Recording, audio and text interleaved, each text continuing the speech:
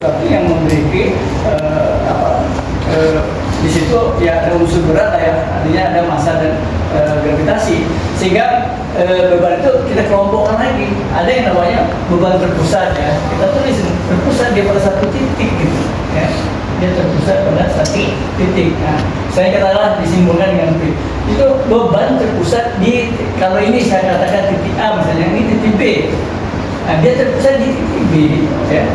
Tapi mungkin juga selain itu ada beban merata. Ini sama merata sampai di sini, sama ya, merata. Nah, ini namanya beban merata ya. Nah, ini sepanjang, katakanlah sepanjang ini ada C, ini D ya. Nah, ini nanti kan punya ukuran ya. Nah, sehingga ini disebut beban merata dalam simbol Q saja ya. Nah, kemudian bisa juga beban itu nanti ada beban segitiga ya, artinya tidak merata ya. Nah, ini tidak merata ya. Kita kasih juga Q di sini. Intinya adalah beban merata itu simbolnya Q. Nah, saudara, beban-beban ini nanti ada di A, B, C. Katakanlah A, B, C, D di sini ya. Nah, di E kita tumpu di sini. Nah, kita tumpu di sini ya. Nah, tumpuan ini ada yang kita sebut dengan tumpuan engsel atau sendi, ada juga yang geser ya, atau roll yang.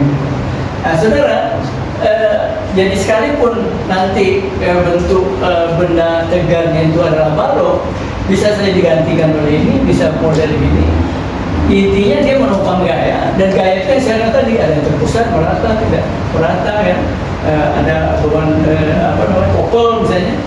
Nah, setelah itu muncul dia sebagai beban, dia akan ditahan ya. Nah, penahannya inilah kita sebut tumpuan ya. Nah, kita mengenal 3 tumpuan yang kita kenal. Ada engsel ya, sendi, ada geser, dan ada terjepit ya. Ya, kalau tumpuan jepit biasanya kita hanya satunya bebas ya. Nah, satu ini kita tahan, pegang ya. Ini kita jepit ya. Sehingga nanti mungkin juga di sini sama, bisa juga ada beban merata di sini, bisa juga beban terpusat di sini ya, gitu ya.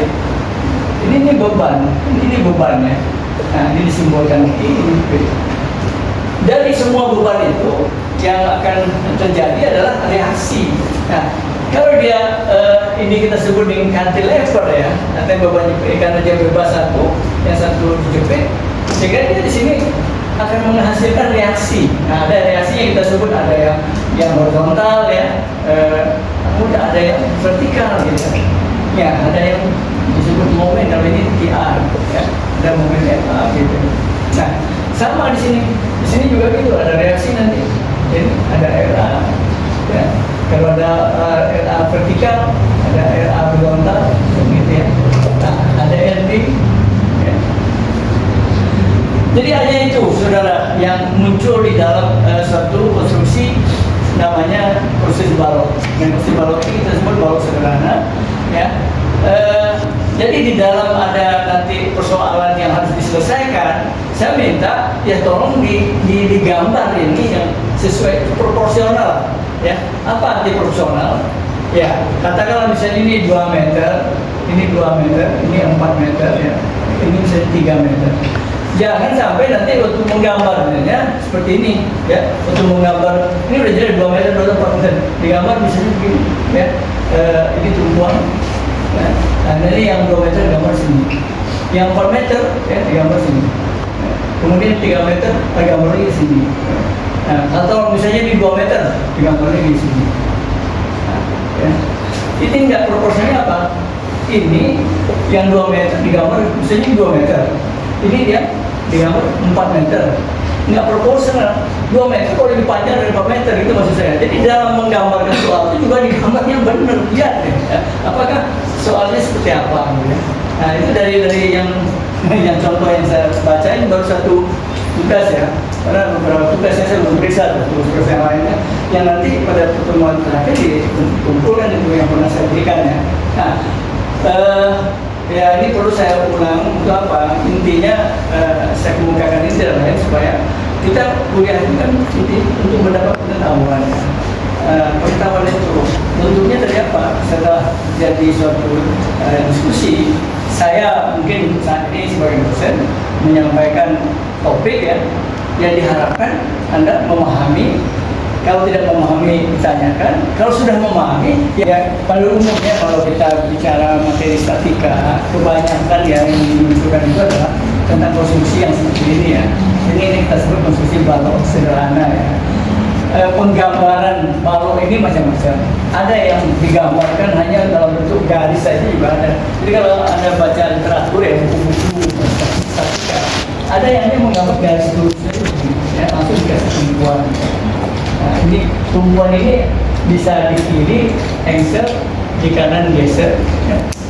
Ini tapi juga bisa tumpuan itu tidak selalu harus di kiri yang engsel ya.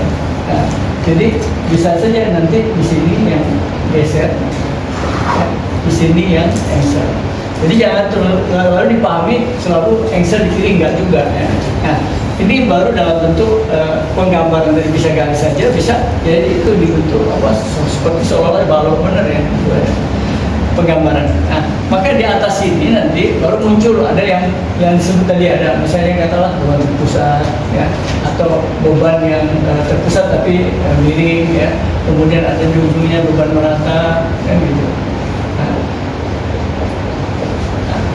Pada intinya adalah seperti ini yang namanya persoalan statika ya. Ini P1, misalnya ini P2, ini Q ya. Ini A, ini B, ini C, ini D ya. Nah, begitu juga di sini, bisa juga nanti ini apa namanya bebannya ya, segitiga ya. Sini ya.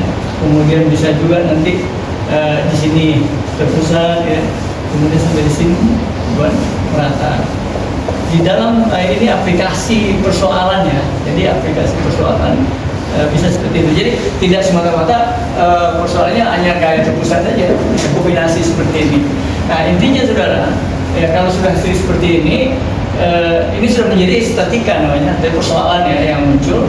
Ya, memang di dalam soal itu diberi notasi supaya jelas apa yang ditanya misalnya ini A misalnya kan, kalau ini kita berikan B juga misalnya ya, ini C, D, E gitu. Jadi ingat reaksi tumpuan itu sesuai dengan simbolnya. Kalau di sini A ya, maka yang muncul itu memang reaksinya adalah RA ya. Kalau ini B, reaksinya adalah RB ya. Nah, mungkin kan dia engsel di sini bisa aja ada RB, tapi RB horizontal, ada RB vertikal ya. Tapi di sini terbalik ini ya, kalau kita lihat di sini yang dua ya. Di sini ada RA vertikal, di sini nanti ada RA yang horizontal. Tapi di sini bukan RB karena simbolnya sudah D, maka ini ditulis adalah nanti RD ya. Itu. Jadi jangan selalu nanti menghafal itu setiap tumpuan RB, enggak juga, itu perlu diperhatikan. Nah, itulah gunanya kenapa tadi saya koreksi, saya agak seperti nggak ada gambarnya bagaimana kita menentukan kan, bahwa ini RB itu di mana gitu ya. Jadi perlu itu satu.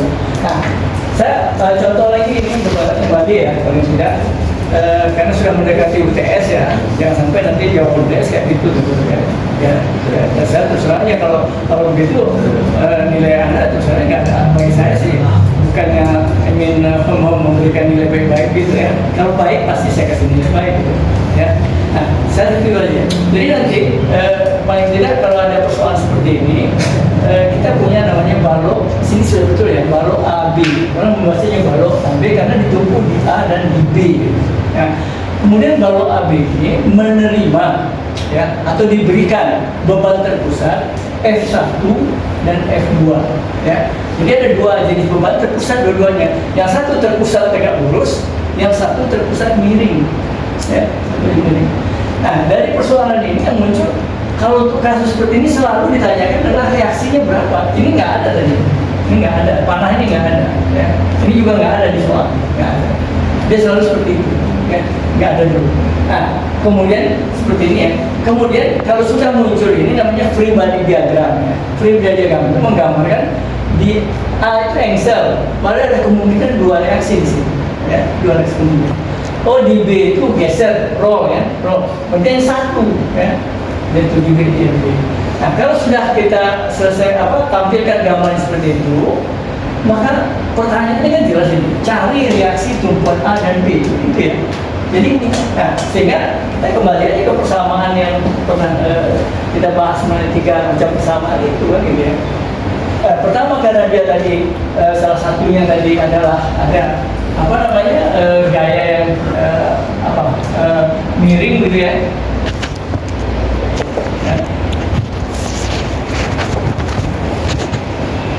Nah, kan ini gaya miring ini, kalau ini satu di V2 gitu ya, atau F1 V2 gitu ya. Nah, ini kedua. Jadi sebenarnya kan ini asli ditulis sudut ya, sudut alfa atau beta gitu. Nah, tapi saudara, karena di soal itu sudah dinyatakan ada kemiringan ini ya, yang nilainya sudah disebutkan tadi, ada nilai kemiringan ini ya. Disebutkan tadi, ada yang 3, ada yang 4, ada yang 5. Jadi sudut ini nggak perlu lagi ya. Cukup pakai angka-angka itu saja.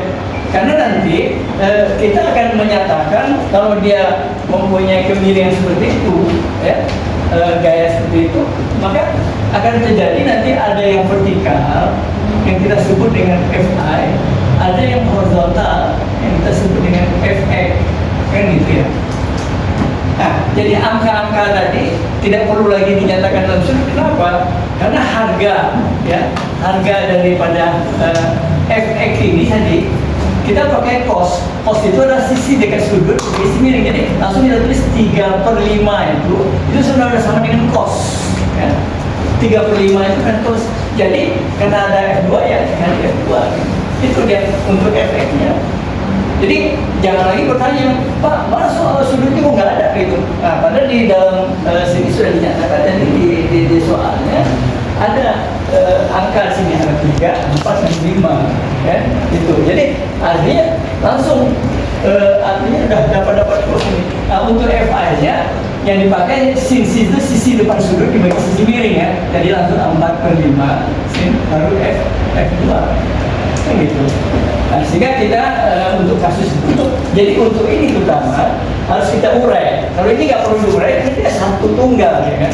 Nah, kalau ini diurai, ada yang tegak lurus, ada yang mendatar. Ingat ya, memberi arah juga begitu. Kalau pernah di sini ya, yang ke urai ke kirinya ya ke kiri arahnya, ya. Dan ini ke bawah itu sesuai. Jadi jangan juga nanti misalnya ini arah panah di sini, Anda buat yang Fx-nya ke sana, ya. Kemudian Fi-nya ke sana, ya. Nah, itu keliru, ya. Keliru. Dia harus mengikuti arah gaya. Kecuali misalnya saya gambarkan begini. Nah, ini F, ya. Nah, kalau ini F-nya, ini sudutnya alfa misalnya, ini baru betul F-nya, Fi-nya ke atas. Ini baru ke kanan, Fx-nya ke kanan, ya. Ini, ya. Jadi harus hati-hati. Jadi, tapi kalau dia F-nya begini modelnya, F-nya itu ya, ini F ya, sultan kayaknya. Maka kalau dia seperti ini arahnya, ini nanti yang menjadi Fi-nya ini, ya, ke bawah, ya. Jangan juga seperti ini. Ya. Nah, kemudian ini juga begitu, yang menjadi Fx juga adalah ini. Nah, ya. Nah, kalau sudutnya sama, katakanlah ini juga alfa, ya sama memang. Ini nanti adalah F cos alfa, ini F sin alfa. Begitu juga ini F cos alfa, F sin alfa. Sama rumusnya, tapi arahnya beda. Ya. Nah, itu maksud saya kalau di statika itu harus digambar, karena nanti berpengaruh beda ya. Kalau dia harus ke atas atau ke bawah, nilai itu udah beda, ya gitu. Nah, jadi kembali ke sini tadi, soalnya berarti kita jawabannya adalah sederhananya seperti itu ya. Ini kita cari gaya efek dulu. Nah, tadi efek sudah kita dapat 12 kN ya. Nah, ini nilai ini, yang ininya, bukan ini. Kalau ini kan 16 tadi ya, apa? Yang ini kan berapa tadi? 20 kan? Nah, kita pakai bukan 20-nya. Yang kita pakai yang efeknya adalah yang 12 dan Fi yang 16. Nah, kalau menghitung nanti momen itu harus ya, misalnya gini, kita mau menghitung momen di sini, gaya di sini. Kalau gayanya udah tinggal lurus begini, jaraknya langsung dipakai. Tapi kalau begini gayanya, jangan dipakai. Ya, nggak bisa. Ini gaya di sini miring kan, Anda pakai itu salah. Itu gunanya dibuat komponen. Jadi yang bisa punya jarak nanti ini terhadap A ini ya, ini yang punya jarak ini A misalnya. Nah ini jaraknya apa misalnya? Jadi Fi kali A untuk momen di A. Untuk Fx ini nggak punya momen karena jaraknya nggak ada. Karena apa? Ini titik A, ini kayak geser nih, nol. Maka Fx ini nggak terhadap A tidak punya momen. Yang punya momen Fi. Maka nanti di sini penggunaannya itu di sini. Bisa kita menggunakan momen A sama dengan nol, maka Fi-nya kali jaraknya. Ya, dari soal tadi ternyata jaraknya kan 6 meter ya. Kemudian RB-nya ke A itu 9 meter. Nah, sehingga kita dapatkan reaksi di B itu 15. Ya. Nah, kita bisa, kalau ini menyebutkan momen di A sama dengan nol, artinya momen di A ini sama dengan di semua gaya yang ada kita arahkan di A itu. Misalnya F1 kali A, Fi kali, ya ini secara wadahnya dulu lah ya. Misalnya ini A, ini misalnya A, ini B, ya, ini C caranya, ya, ini C, ya, ini FB ya, ini kan ini titik B, ya. Nah, maka kalau kita menyebut jumlah momen di A sama dengan 0, artinya F1 kali A ditambah Fi kali B dikurang RB dikali C, itu yang jumlahnya 0 kan? Itu yang jumlahnya 0. Lalu kita gabungkan nanti jumlah pernyataan itu jumlah momen di titik A sama dengan 0 ya? Nah, kalau ini diambil kasusnya, saya ulang lagi, kalau ini kasusnya ke titik A di sini, maka kita bisa mengatakan F1 dikali A karena dia searah jarum dia begini, ditambah lagi ini juga searah juga, ditambah di sini Fi dikali jaraknya B, ya. Nah, tapi RB-nya ke atas ini, ya. RB-nya ke atas ada panahnya, maka ini dikurang RB jaraknya C kali C, itu yang harus dibuat sama dengan 0, ya. Itu dibuat sama dengan 0. Sehingga dari hasil persamaan ini yang keluar itu tadi RB kita dapat berapa, ya. Memang di dalam penggunaan persamaan itu, ya kita ingin mencari RB. Nah, kalau kita membuat persamaan MA sama dengan 0, ya kita dapat RB. Kalau kita membuat persamaan jumlah momen di B sama dengan 0, yang kita dapat RA, ya. Nah, ini kan di sini ada RA. Ya, itu. Maka kalau kita membuat jumlah momen di B sama dengan 0, yang kita dapat RA. Gitu ya. Itu logikanya. Jadi makanya perlu gambar itu di situ, ya. Kalau nggak ada gambar, bagaimana kita bisa mengatakan benar salahnya gitu, ya. Nah, jadi ternyata jadi kalau kita ambil jumlah momen ini dan dia digambar ini semua, ya. Dia gambar. Nah, baik saudara, itu tadi kalau kita menggunakan beban terpusat. Nah, jadi kalau beban merata ini juga, ya. Kita perlu satu gaya. Ini kan banyak gaya, kalau jumlah hitung nih, banyak gaya. Artinya per meternya 5 kN per meter, sedangkan panjangnya 20 meter. Panjangnya 20 meter, berarti beratnya semua itu 5 kali 20, 100 kN. Ya. Jadi beratnya balok ini, ya, beban merata namanya 100, dan 100 kN itu adanya di tengah-tengah, ya, 2 kilo. Jadi saya ulang lagi, kalau nanti supaya dipahami apa itu arti resultan, ya, gaya di dalam kita menyelesaikan masalah. Nah, jadi saya tadinya kan agak mencoba itu kayaknya udah gampang lah dipahami gitu ya. Tapi setelah melihat ini, wah sedih juga saya harus pelan-pelan gitu.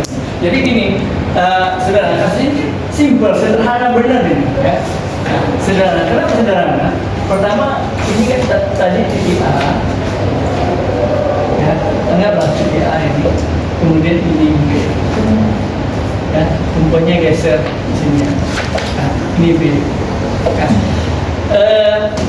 ya, yang perlu dipahami pertama adalah beban yang bekerja di sini, di tengah-tengah ini, kalau kita lihat di tengah-tengah.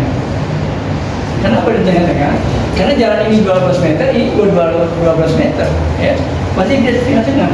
Jadi artinya nanti ini yang tadi Q yang sama dengan 5 kN per meter tadi bisa kita ganti menjadi satu gaya saja. Kita buat, ya, saya belum pernah semuanya, langsung aja saya buat diagonal sini. Diagonal itu menentukan titik tengah itu aja, ya. untuk itu. Dari titik tengah itu nanti kita buat satu gaya di sini. Ya. Nah, ini namanya adalah kita sebut gaya resultan ya, yang Q besar gitu, ya. Nah, ini yang penting kalau penyelesaian itu. Kenapa? Q besar itu nilainya nanti akan sama dengan Q kecil itu kali jaraknya, misalnya 20 meter ya, kali 20 meter itu. Ya, Q besar itu. Nah, jadi yang penting Anda ketahui adalah jaraknya itu ke sini, ya. Jadi jarak ini kan akan momen. Kalau ini jaraknya tadi adalah 12 meter, ya. Ya. Sementara panjang ini semua adalah 20 meter ini. Maka ini jaraknya 10 meter ini, ya. Ini 20 meter separuhnya.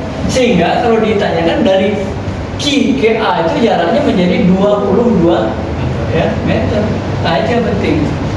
Karena momen di A nanti kita bisa mengatakan MA itu ya, kalau jumlah momen di A sama dengan 0, dimulai dari Q besar ini ya. Jadi artinya Q besar itu dikali jaraknya 22 meter ini. Kemudian dikurang, di sini kan ada RB. Ada RB ya. Di sini ada RA. Ya, yang mau cari. Maka karena terhadap A ya, karena kita tulis momen di A0, RA nya perlu dimasukkan ke rumus karena jaraknya ke A ini 0 ya. Karena tidak perlu dimasukkan, ini aja langsung. Nah, ini kenapa saya tulis duluan? Karena plus ya, gerakannya akan begini, plus ya. Kemudian tapi ini RB-nya minus, berlawanan. Maka ini dikurang RB kali jaraknya. Jarak berarti tadi semuanya adalah berapa tuh? 24, 44 ya. Sampai ke sini semua ini jarak adalah 44 meter. 44 meter. Nah, jadi harus dikali 44 meter. Baru itu sama dengan, ini persamaannya dua besar ini untuk kasus ini ya. Simple kan? Hanya dua itu. Dari dua ini kan otomatis keluar RB kan? Artinya RB-nya langsung kita dapat sama dengan Q besar ini kali 22 meter itu kan dibagi dengan 44 meter. Ya. Nah, apa itu berapa kilometer jadi? Ya, dapat langsung RB dapat gitu. Nah, hasilnya sudah kita coba di sini ternyata ya, ini yang Q besar total tadi kan ya 5 kN per meter ini kali 20 meter ini ya. Jadi ini artinya 5 kN per meter ya, ada soalnya dikali 20 meter maka dapatnya 100 kN. Jadi ini satuannya sudah kilonewton ya. Ini satuannya adalah nanti 100 sudah kilonewton ya. Karena ini per meter dikali meter, meternya habis ya, meternya habis gitu. Nah, saudara sehingga F total ini tadi dianggap F total ya, atau disamakan F total misalnya ya. Jadi F total atau Q besar ini yang sama dia nilainya adalah tidak ada lagi per meternya ya, ini Q Newton tinggal gitu ya. Nah, saudara, jadi itu yang penting utamanya adalah mengetahui ini. Kemudian ya, kalau mengambil jumlah momen di A0 ya ini rumahnya ya, ini aja. Ini Q kecil tadi sebenarnya ya, kali 20 meter ini kan. Ini jaraknya 22 meter itu ya. 22 meter ini ke titik A ya, ke titik A. Sedangkan RB-nya 44 meter ke titik A. Jadi di sini, dari sini sampai ke 44 meter. Itu makanya ditulis sampai 44 meter. Ya. Nah, sehingga dapat ya sebenarnya otomatis kalau ini 100 kN, RARB masih kita tebak aja lah ya, nggak usah dihitung juga bisa. Kenapa? Dia di tengah-tengah simetris kan. Kalau kita ngangkat ini nih simetris, berapa kiri kanan? Ya beratnya berapa ini 100, pasti kiri 50 kanan 50. Jadi ini pasti juga karena ini 100 ini di tengah-tengah kan, ya pasti ini 50 ini pasti 50. Nah, tapi membuktikan hitunglah ya, pasti 50 gitu aja. Ya, gitu. Jadi artinya ini sebenarnya persamaan matematik ya yang diterapkan pada statika, tapi tentunya besarannya besaran statika gitu.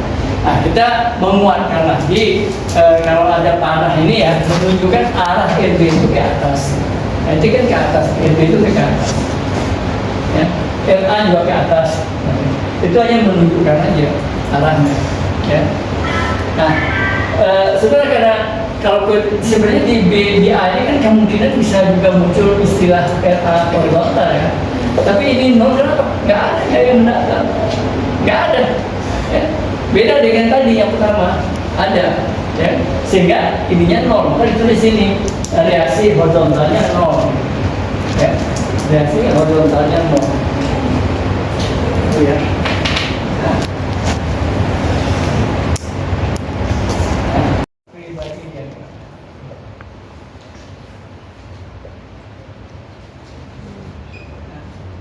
Ini pokoknya.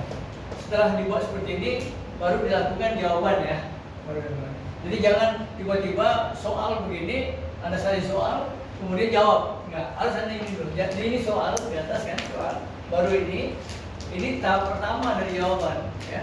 Nah, baru nanti hitung-hitungannya. Nah, hitung-hitungan itu akan kita selesaikan seperti ini. Ya, akan kita hitungkan seperti ini. Nah, apakah jawaban Anda sama nggak dengan tadi? Sama. Ya betul, benar. Jadi artinya sudah memahami gitu maksud saya gitu. Jadi pertanyaan tadi simple sebenarnya kan jawabannya. Lihat kan? Nah ini sudah dibedakan ya. Ternyata sejumlah momen di A0 di bawah jumlah momen di B sama dengan 0. Ya. Artinya kuncinya adalah Anda tahu pengertian jumlah momen di A itu 0 itu yang penting itu dulu tahu ya. Artinya kalau di A0 itu ya kita pegang aja titik A ini ya. Semuanya di ke arah G. Itu artinya. Kemudian kalau jumlah momen di B sama dengan 0, ya kita pegang aja titik B ini. Semua kayaknya diarahkan ke titik B. Apakah dia pegang searah jarum jam, berlawanan jarum, maka pegang aja dulu.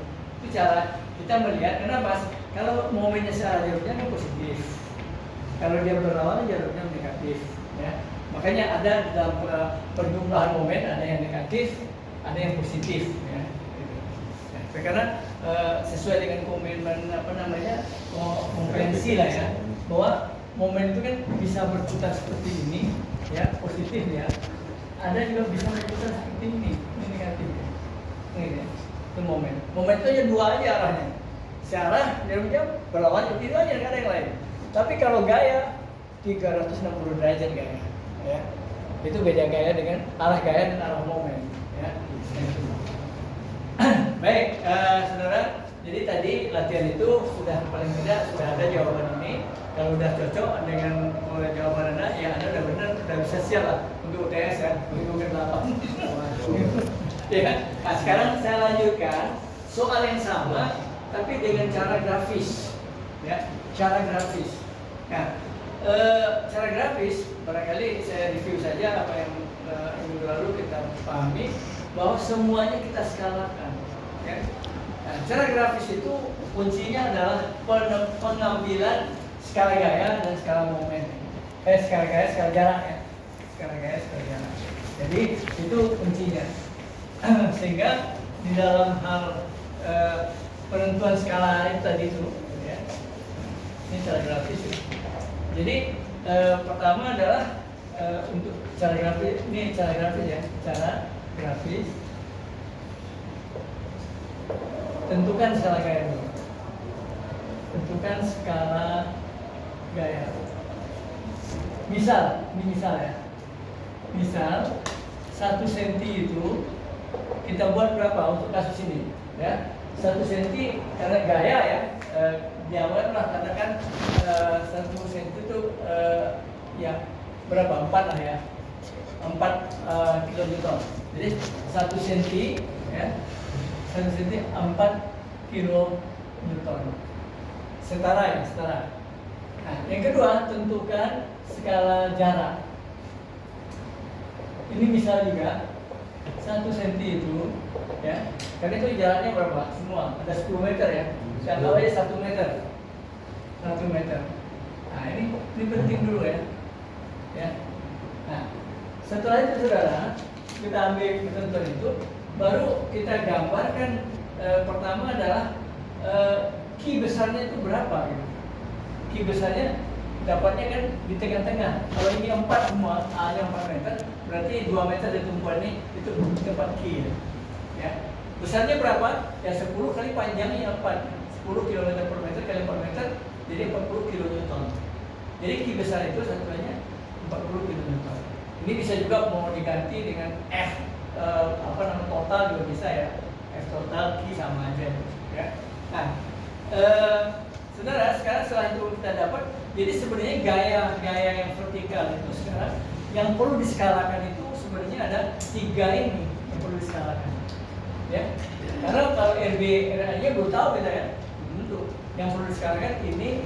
Jadi dengan demikian nanti kita bisa tentukan.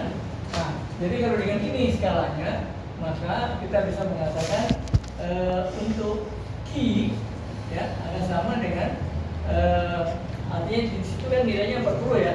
Jadi segitu 40 kilonewton ya per 4 kilonewton kali 1 cm akhirnya menjadi 4 berapa itu? 10 ya? 10 cm. 10 cm. Nah, kemudian untuk F1 ya, berarti di situ adalah 16 ya, benar? 15 ya. Ya saya ganti aja lah 16. Ini gampang ya. Gak apa-apa, ini bukan yang Anda kerjakan, tetap aja. Ini yang maksud saya contoh ini ya, saya mau bagi biar gampang. Jadi ini 16 ya. Nah, 16, maka F1 itu nanti dapatnya adalah 16 kilonewton dibandingkan 4 kilonewton. Skalanya ya, ini skala ini kali 1 cm, maka ini dapat kira 4 cm. F2 nya adalah sama dengan 8 ya, 8 kilonewton dibanding skalanya 4 kilonewton kali 1 cm, jadi berarti 2 cm. Udah. Jadi 3 gaya yang ada itu sudah diskalakan ya, diskalakan. Nah, saudara, jarak sekarang, jarak ya, ini 1 cm. Jadi kan itu ada pakai ABC, sudah saya misalkan tadi ya, A, B, C, D ya. Udah. Jadi nanti untuk jarak ini ya, A itu akan sama dengan 1 meter per 4 meter ya. A-nya, benar ya? Itu bukan 16 Pak, F1-nya 15 ya? Enggak, saya rubah. Diganti. Saya ganti. Supaya bulat ya, iya. daripada nanti pecah-pecahan. Jadi A-nya kan ini 4 meter, jadi 4 meter ya, karena 1 cm-nya 1 meter, berarti ini 1 meter kali 1 cm ya, berarti ini 4 cm. A-nya 4 cm ya. Kemudian B sama dengan C sama dengan D ya, kan sama semuanya ya. 2 semua kan ya. 2 ya. Jadi berarti nilainya adalah sama dengan 2 meter dibagi 1 meter kali 1 cm, ini artinya 2 cm ya. Nah, jadi untuk secara grafis skala gaya sudah kita tetapkan, skala jarak sudah kita tetapkan, akhirnya gambar itu harus dibuat dengan skala itu ya. Harus dibuat dengan skala ini. Nah, kasusnya adalah untuk saya ini mungkin asumsinya gitu ya. Ini dianggap karena saya sudah panjangnya gitu ya. Artinya ini benar-benar per senti digambarkan ya, per senti. Jadi kalau boleh saya ilustrasikan di bawah ya. Jadi ini nanti harus menjadi 4 cm ya. Ini menjadi 2 cm. Ini juga 2 cm. Ini juga 2 cm. Ya. Nah, ini menjadi senti lagi ya. Jadi ini tadi diganti jadi 16 ya. Jadi ini akannya sama dengan 4 cm juga. Ini juga menjadi 2 cm.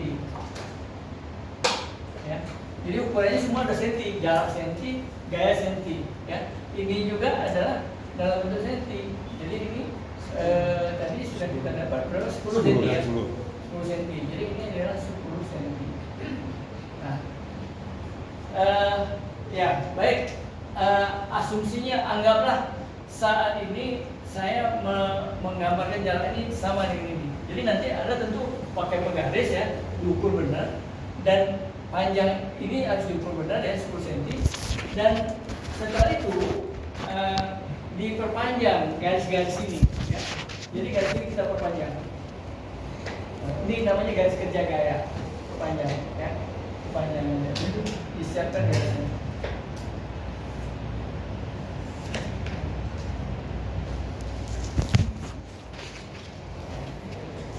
Kalau yang analisis sudah ya, itu analisis tadi. Itu saya grafis ini. Nah, Syariah aslinya sama. Kalau kita dengan angka yang sama ya, mungkin ada beda sedikit, mungkin ada beda dikit. Ya. Nah, tapi asal sama gitu. Nah, caranya berikutnya apa? Setelah penentuan skala gaya itu, kita masukkan ke gambar ini dengan skala ya, ingat skala. Maka kita gambarkan secara urutan. Karena arah Q itu yang pertama kita gambarkan, yaitu arahnya ke bawah ya. Kita mulai di sini, ini titiknya kita ambil nih, titik awal mulai dari Q ya. Panjangnya 10 cm, anggap 10 cm itu segini. Saya anggap ini 10 cm segini. Ya, 10 cm saja. Jadi saya tulis 1, 2, 3, 4, 5, 6, 7, 8, 9, 10. Nah, ya. Jadi ini asumsinya ada 10 cm. 10 cm. Jadi ini namanya Q. Ya, Q tadi. Di ujung Q itu ada F1. F1 cuma 4. Jadi kita tarik aja lah garis dulu ke bawah. Ya. Jadi 4 cm cuma F1. Jadi 4 cm 1, 2, 3, 4. Nah, ini adalah F1. Ya. Di ujung F1 ya 4 cm ya. Di ujung F1 ada F2, 2 cm 2 sini ya. Anggap ini ada sampai sini berhenti. Jadi untuk membedakan gaya ini di atas saya tulis hitam, ini saya kasih ya biru, maka yang bawah. Nah, jadi ada 3 gaya tadi. Ya.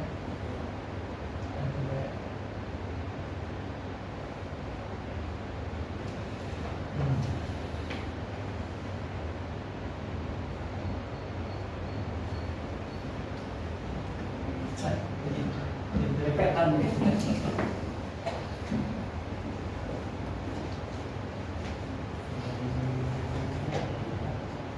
Jadi grafis ini paling mudah, paling enak benar. Nggak ada hitung-hitungnya, nggak ada. Hitungnya nggak ada. Jadi langsung aja ini buat ya sekarang. Ya. Jadi ini adalah F2. Ya. Nah, sudah. Ini digambarkan sesuai skala ya. Jadi tadi saya ulang lagi. Tadi ini 4 cm. Ini adalah 2 cm. Gitu ya. Nah, ini 10 cm ya. Jadi panjang totalnya adalah 16 cm. Nah, sekarang kita ambil suatu titik di sebelah kiri, di sebelah kanan maksud saya. Karena kalau diambil di sebelah kiri mengganggu ini, ya. Sebenarnya boleh diambil boleh aja, tapi kan mengganggu. Oleh karena dia ambil sebelah kanan. Nah, di kanan pun terserah apakah di sini boleh, sini boleh.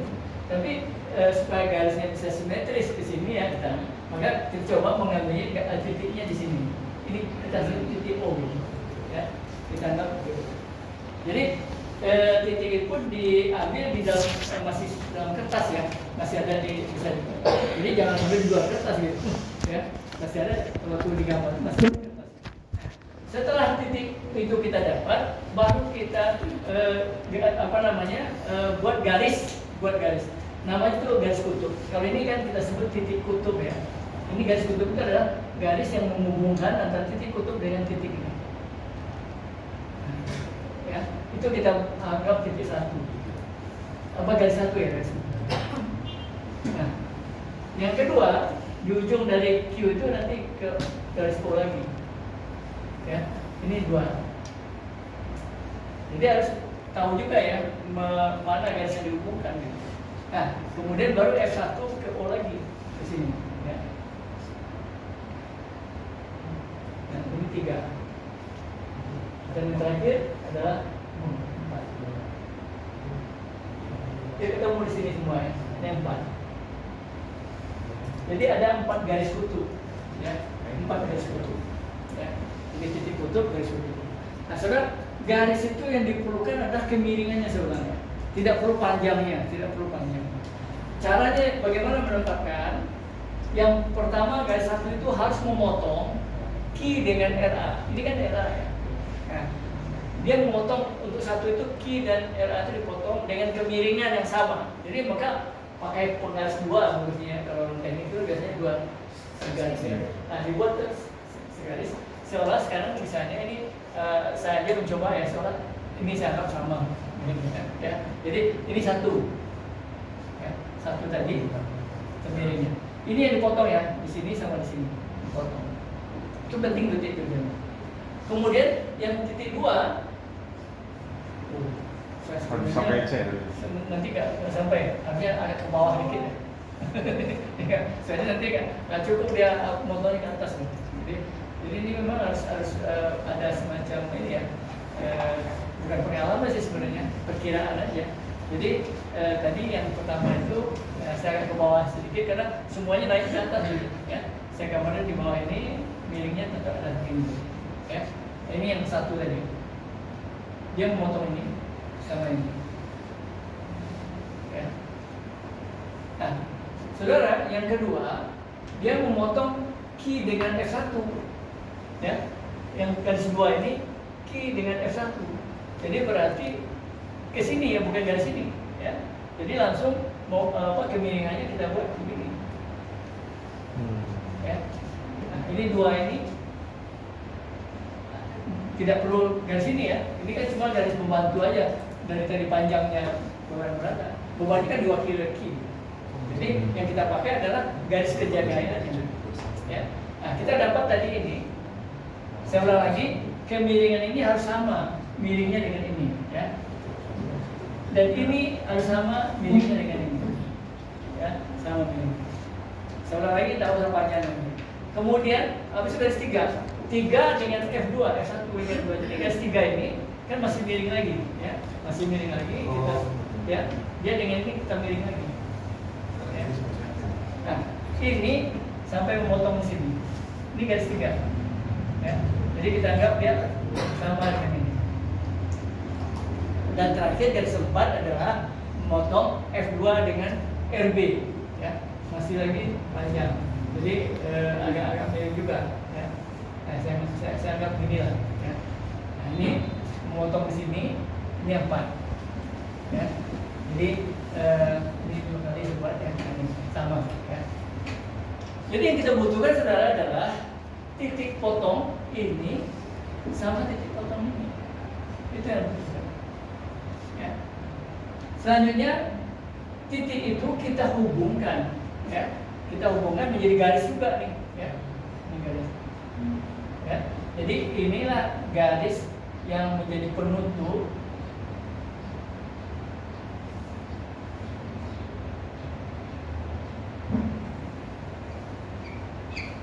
ya, kita sebut garis S, ya, garis penutup pembagi yang mana yang A, yang mana yang B, RB ini.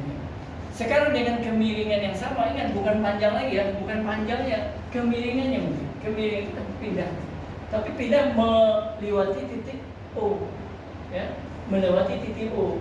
Nah, sehingga kalau kita lihat kemiringan itu, maka garis hitam itu kan nanti kemiringannya kira-kira ya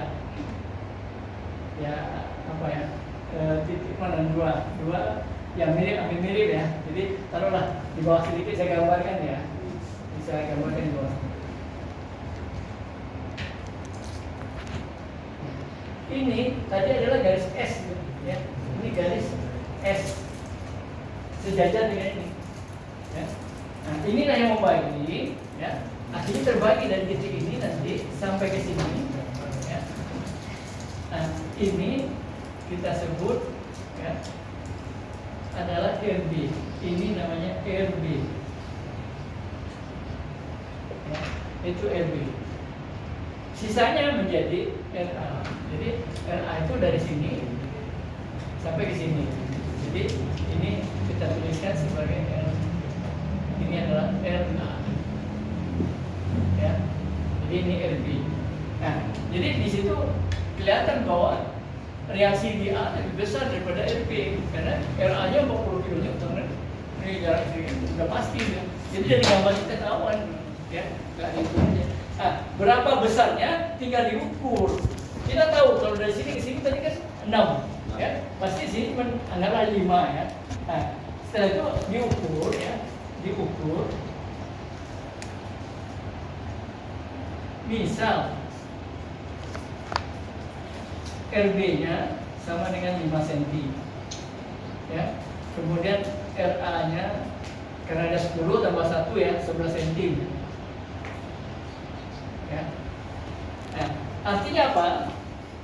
Langsung kita bisa jawab di sini bahwa harga RA-nya adalah sama dengan ya 11 kali skalanya berapa di situ?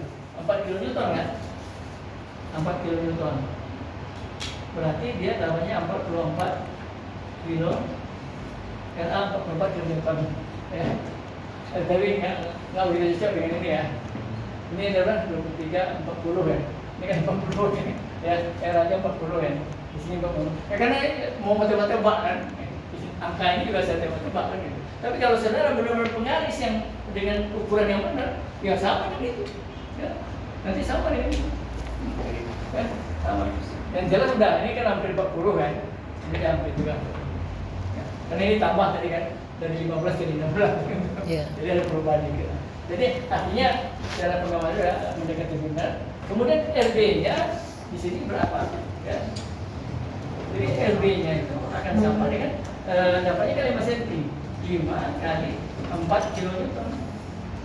Ya, dapatnya ya 20 kilo. 20. Misalnya yang ke 23 24 ya. Saudara, selesai sudah ya. Jadi di sini nggak ada itu. Udah ini aja. Ya. Ya, tinggal pilih nanti bisa ada pertanyaan dan dimunculkan soal ya. Soal seperti itu tadi ya. Pertanyaannya hitung reaksi tumbuhan A dan B.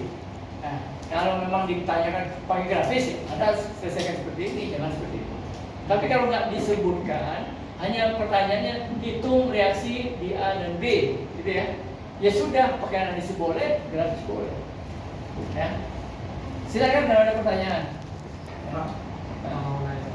Untuk titik O itu harus di tengah-tengah. Reaksi di B, ya kan? RB.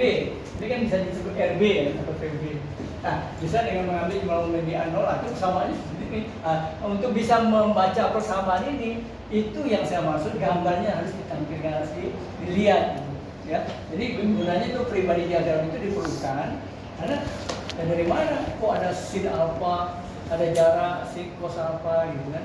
Kuncinya kan di situ. Nah, sehingga nanti jauh-jauh di B momen di B-nya 0 yang kita dapat RA ya, RA aja dapat ke atas. Jadi artinya paling tidak saudara saya tampilkan satu tadi bentuk ya supaya kalau muncul persoalan yang artinya seperti ini ya jadi artinya nggak kaget apa ya dia tak pernah muncul di soal seperti itu bagaimana cara menyelesaikannya gitu ya. Nah, paling tidak bagi saya hanya itu tidak perlu terlalu dihafal. Nanti materi ini akan saya upload ya. Nanti semua materi yang tadi itu saya upload. Ya, saya upload. Yang paling penting lagi sebagai bahagian dari statika itu menggambarkan namanya diagram geser, ya, diagram gaya geser dan diagram momen lentur ya, momen tempo. Yang paling penting adalah pemahaman dulu apa sih sebenarnya gaya geser itu ya. Jadi ada satu gaya geser, yang satu adalah momen lentur ya, atau disebut juga momen bengkok. Ya. Jadi dua pengertian ini yang perlu dipahami karena dia ternyata bisa digambarkan. Ya, setelah kita ketahui ini disimbolkan dengan huruf V biasanya, ya. Ini disimbolkan dengan huruf M biasanya, kan gitu ya. Ini bisa digambar, ya bisa digambar gambar V atau gambar M itu. Nah, maka untuk itu saudara saya barangkali mencoba menampilkan.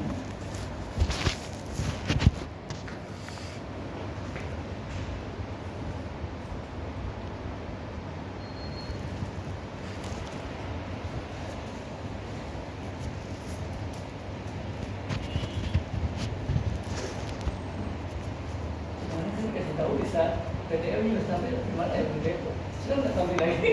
Ada kelanjutan kemajuan dalam proses belajar kita hari ini. Kalau yang ada reaksi-reaksi tumbuhan ini kan minggu lalu sudah dibahas ya. Tapi saya perlu mengulangi apa? Pengalaman akan saya bawa pulang.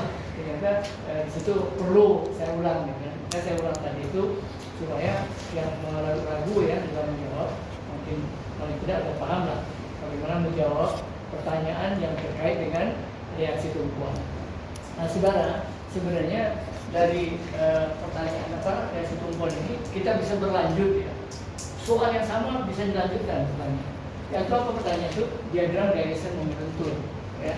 Nah, momen lentur apa sih sebenarnya kalau secara definisi ya, kalau kita lihat di sini ya ternyata diagram geser dan momen lentur itu adalah metode grafis. Memang dia digambar secara grafis. Nanti kita dapat hitungannya dia kan dalam bentuk gaya, ya. Gaya itu kan nggak mungkin di penggaris. Bukan penggarisnya yang ada sentimeter kan. Nah, dia gaya sama seperti ini, ya kan? Gaya ini. Nanti ini baru bisa digambar 10 cm. Kenapa? Karena kita skalakan. Karena kita skalakan bisa jadi D. Padahal ini kan dalam bentuk ini 40 kN gitu.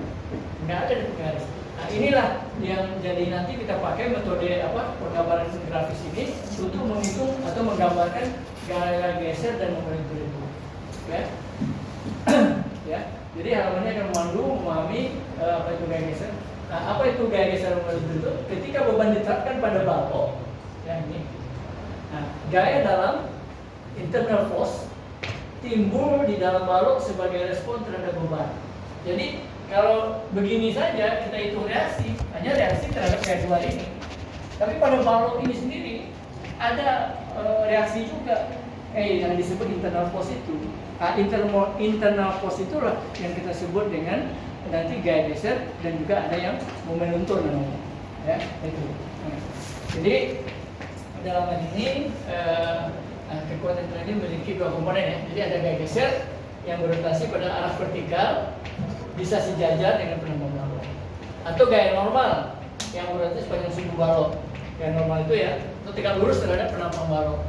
Jadi gaya normal itu bisa tegak lurus, bisa sejajar. Tapi intinya gaya normal adalah gaya yang tegak lurus penampang.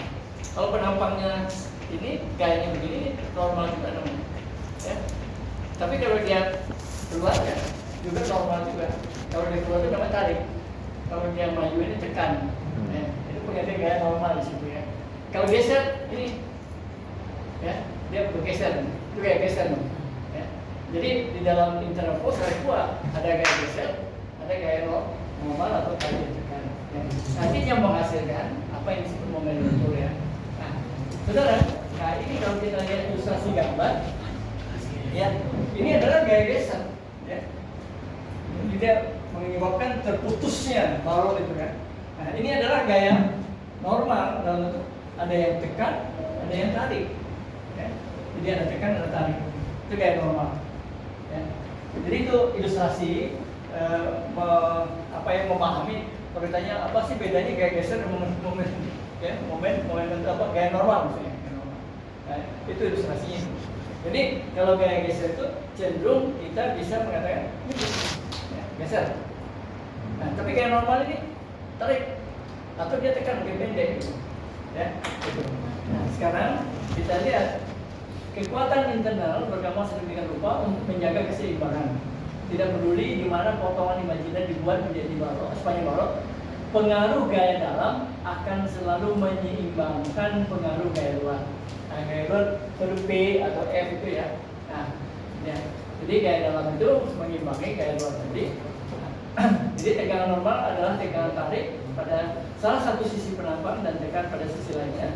Jika balok melorot, bagian atas balok akan memendek, sehingga gaya normal yang bekerja pada bagian atas akan bersifat tekan. Bagian bawah balok akan semakin panjang, sehingga gaya normal yang bekerja pada bagian bawah balok akan menjadi gaya tarik.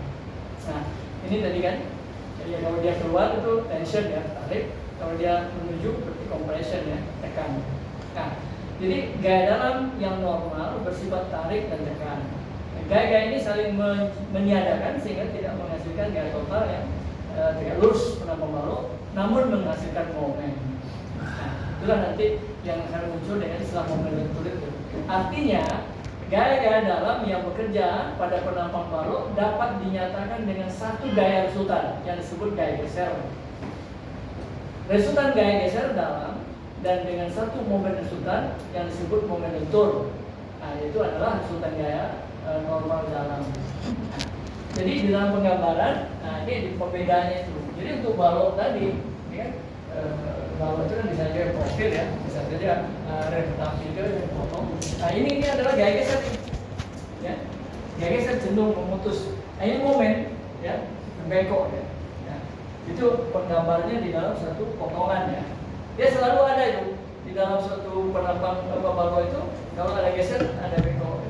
Bisa juga tidak salah satu hilang, tapi nggak apa-apa. Tapi yang pada umumnya kalau ada geser itu ada bengkok, ya. Untuk balok, terutama balok statis ya. Nah, kemudian pertanyaannya adalah mengapa diagram gaya geser dan momen bengkok itu berguna penting? Ya, itu pertanyaannya. Nah, diagram gaya geser dan momen itu digunakan untuk menganalisis dan merancang balok dengan menunjukkan bagaimana gaya geser dan momen itu bervariasi dengan balok, maka beban pada balok dapat dihitung. Ya. Nah, kemudian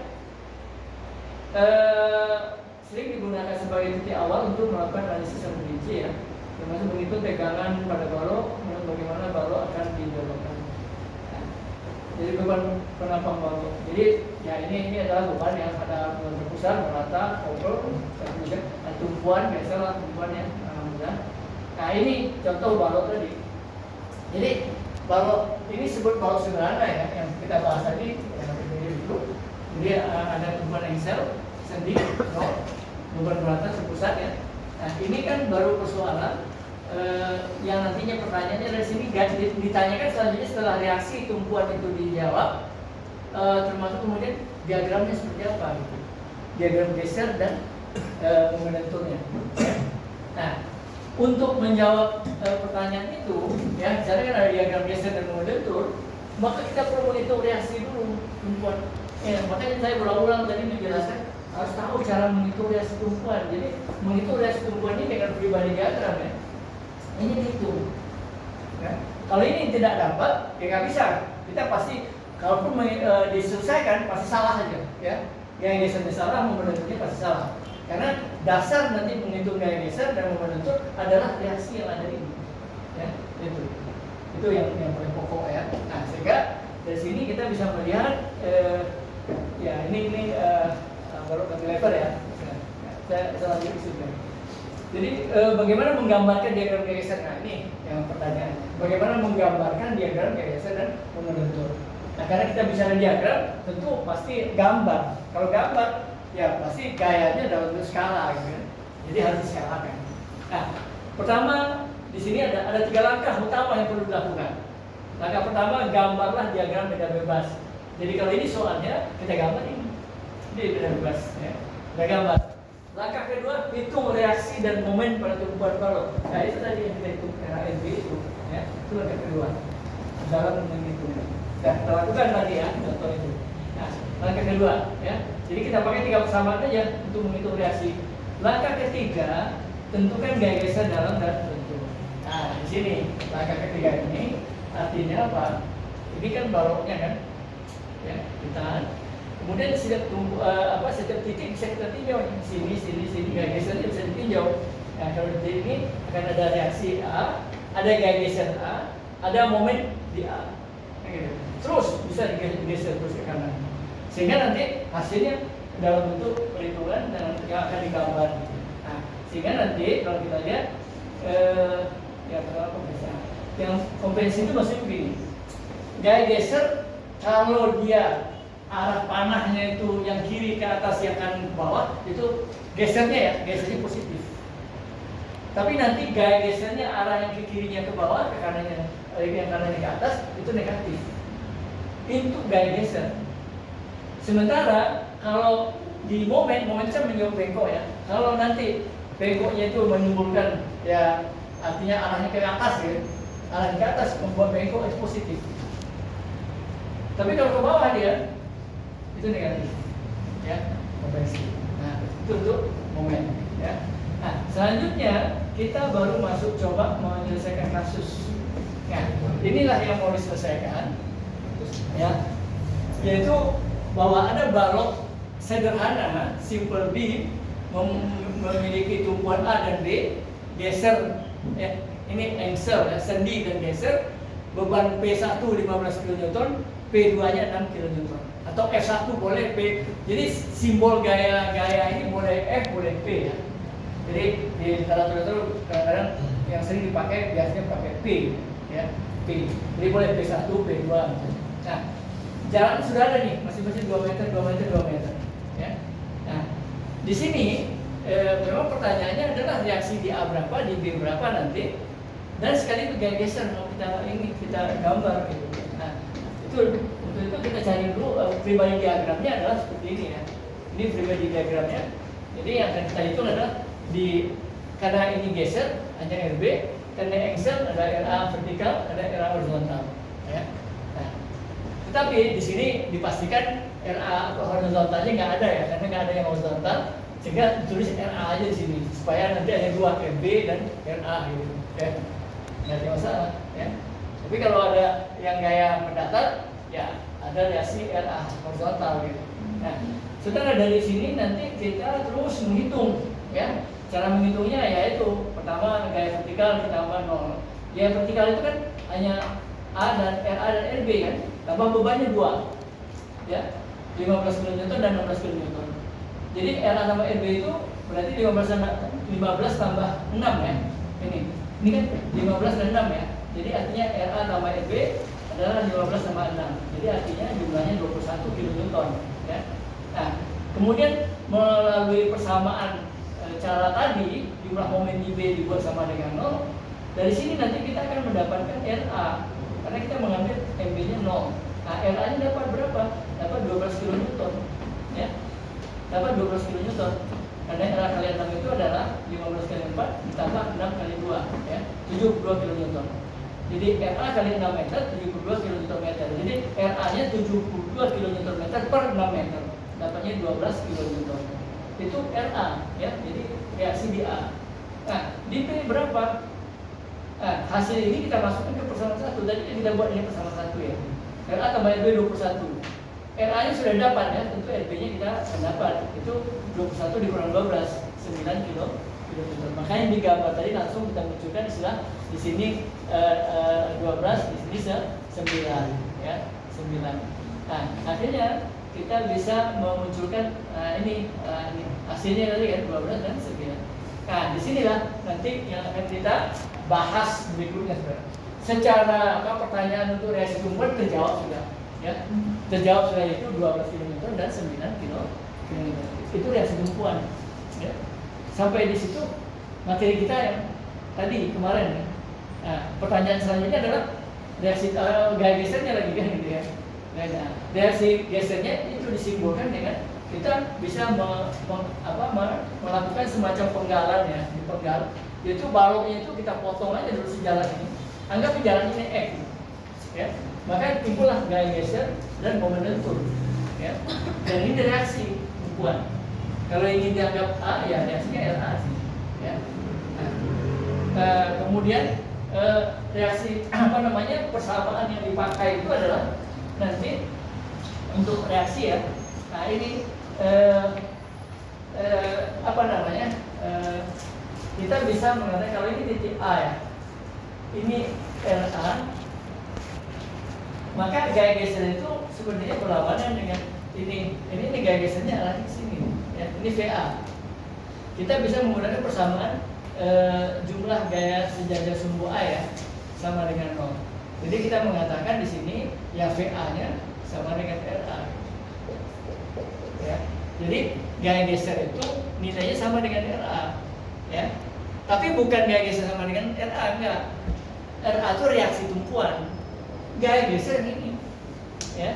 Nah, itu coba jangan sampai nanti pemahaman salah. So pernah juga saya tanya, kebetulan saya pas menguji sidang skripsi, ya, langsung ngambil masalah suatu pressure itu. Saya tanya kan pressure, apa sih satuan dari pressure? P, Newton per meter kuadrat, Pak. Oh, Newton. Kamu mengenal tegangan? Apa itu tegangan? Ya, Pak, kenal. Apa satuannya? Newton per meter kuadrat. Sama dong berarti sama dong tegangan sama tekanan. Oh, bingung nih apa gitu. Padahal itu beda. Tegangan itu ada pada material. Ya, karena ada bahan itu mengalami gaya. Kalau tekanan itu ada fluida yang menekan permukaan. Ya, jadi permukaan katakan vessel ya, di dalamnya ada fluida yang punya tekanan. Bidang dinding itu kan mengalami tekanan. Satuannya sama memang, tapi dia tekanan bukan tegangan, gitu ya. Tekanan bukan tegangan. Nah, sama juga di sini. Kalau nanti saya sebut gaya geser, ya gaya geser bukan reaksi, tapi nilainya bisa sama. Gaya reaksi itu dengan gaya geser. Nah, di sini kan, jadi bisa gaya geser di titik A atau VA sama dengan reaksi ini. Reaksi era 12 kN, ini 12 kN. Sama. Nah, ya, sehingga nanti ya itu tadi kalau kita mau ngambil jarak sejarak X, ya, maka di sini muncullah persamaan-persamaan gitu. Ya. Persamaan untuk M lentur, persamaan untuk gaya geser V, ya, V. Nah, di sini yang dikatakan sama tadi untuk sejarak M ini ya RA sama dengan VA atau V, ya V. VA-nya di sini ya, jadi sepanjang ini nanti sepanjang itu karena tidak ada gaya lain ya, berarti dia sama. Jadi ini 12 kN, ini juga 12 kN, ya. Nah, kemudian untuk momen itu adalah gaya reaksi dikali jarak. Karena gaya reaksi 12 kN kali jaraknya X, jadi momennya menjadi 12X, ya. Ini momennya. Nanti X itu bisa dihitung kan, bisa 1 meter, 2 meter sampai berapa? Karena di persoalan kita ini kan panjang banget. Jadi kalau kita lihat di sini kan ada berapa meter tadi? Kalau dilihat di sini, nah ini kan ada meter ya, 2 meter, 2 meter, 2 meter. Jadi gaya geser itu atau momen itu bisa dihitung setiap jarak, ya. Nah, jadi kalau jarak 0, gaya gesernya di RA, ya VA-nya sama, ya. Sampai di titik C sini katakan gaya geser itu akan sama, ya, sama. Terus kita selesaikan sehingga nanti dapat ya di sini. Terus kita lanjutkan lagi. Jadi untuk yang pertama itu gaya geser ini kita dapatkan adalah ini, gaya geser itu, gaya geser ini. Nah, karena dia sepanjang ini tidak ada beban ya, kecuali sampai di sini, ya kita tarik dari sini saja. Jadi sepanjang ini sama ini 12 kN untuk gaya geser. Makanya dia berbentuk bidang ya. Itulah disebut diagram, ya diagram. Jadi sepanjang sama. Tapi kemudian di titik C ini karena udah gaya 15 kN di situ, nah nanti kita akan hitung lagi. Kita hitung lagi. Momen juga begitu. Momen di titik A0 ya, RA kali 0. Tapi di sini ada jaraknya 2 meter, RA kali 2. 12 kali 2 24 kN gitu. Ada momen di sini ya. Dari sini ada lurus ya, momen. Nah, terus kita selesaikan lagi itu bertahap berikutnya ya. Pada jarak ini 2 tadi lanjut lagi. Nah, kita bisa dapat untuk jarak tadi di 2 meter pertama itu kan ada beban 15 kN di atas. Ini kita datarkan 12 kN sampai sini, tapi karena itu di atas ada 15, berarti dari sini sampai sini 15. Ya, ini 15. Nah, karena bagian atas ini positif, di bawah negatif, mungkin tulis ini min 3. Min 3 sebenarnya ditambah dengan 12, bukan min 9, bukan ya. Ini jarak di bawah garis, ini garis 0 ya, garis 0. Nah, jadi tetap ini 15, sama dengan di atas jarak ini. Kemudian karena tidak ada sepanjang ini gaya lain, kita tarik garis lurus saja. Sampai di sini berhenti dulu. Ya, momen kita hitung lagi di sini. Berapa momen di sini adalah RA kali jaraknya. Ya. Jadi jaraknya kan 4. RA 12 kali 4, jadi artinya 48 ya, kN/meter, tapi dikurang ada 15 kali jaraknya, 15 kali 2 kan 30. 48 dikurang 30 dapat 18. Maka 18 kN momennya di situ. Ya. Sampai di sini berhenti lagi. Hitungan kita ya, hitungan kita. Nah, sehingga kita lanjutkan lagi selanjutnya, yaitu dengan cara kita lanjutkan hitungannya bahwa akhirnya kita akan mendapatkan bahwa nanti setelah kita dapat sampai di sini berhenti tadi, ada beban yang arahnya ke bawah 6 kN. Masukkan di sini. Ini 3 ya, tambah 6, jadi ini 9 ini. Ya, 9. Terus mendatar sama dan tadi RB-nya ke 9. pas di titik 0 ya. Jadi artinya VB-nya di sini sama dengan FB. Ini 9 ya. Ini yang kita sebut gaya geser, diagram gaya geser ya, diagram gaya geser. Nah, bidang momennya kalau kita hitung di saat itu apa? Momen di B itu jadi 0 ya. MB itu 0. Kenapa? Bisa kita mulai dari RA kali jaraknya 6 meter dikurang P1 ya, atau 15 kali jaraknya 4 dikurang lagi 6 kali jaraknya 2. Kalau dijumlahin semua 0 itu ya, dapat titik. Jadi ada 4 titik, kita dapat 1, 2, 3, 4. Kita hubungkan jadilah bidang. Inilah yang disebut dengan diagram momen lenturnya atau bidang momen ya. Itu karena dasarnya adalah perhitungan momen. Nah, saudara, itu menurut saya materi kita hari ini tambahan ya, sebagai kelanjutan dari S2. Tapi saya tidak mau Anda mendengar saya aja. Untuk itu nanti mungkin coba lagi. Duit ini paham benar ya. Kalau belajar itu memang begitu duit. Jadi ada tugas. Nah, sekarang saya kasih tugas ya, dikerjakan sampai menghasilkan tadi itu gaya geser dan momen lentur. Yang ini tadi caranya yang grafik yang tadi caranya. Yang tadi grafik. Iya, yang ini cara yang grafik tadi. Oh, yang cara grafik. Cara grafik itu sebenarnya apa namanya? Lebih jelas apa yang saya terangkan ini ya, dibandingkan pakai materi. Ada sih materinya di PowerPoint. Atau ini materi yang tadi ya? Oh iya. Oh iya. Ya sama. Jadi ini maksudnya sama. Ini kalau tadi kan ini soalnya, ganti ini soalnya RALB, tapi lanjutkan dengan diagramnya, gini maksud saya. Ya, sama. Ini tidak. Ya, ini. Jadi ya silakan dicoba. Tapi begini, karena kan kuliah kita ada jamnya ya. Memang udah mendekati jam 12. Jadi paling tidak tolong Anda catat.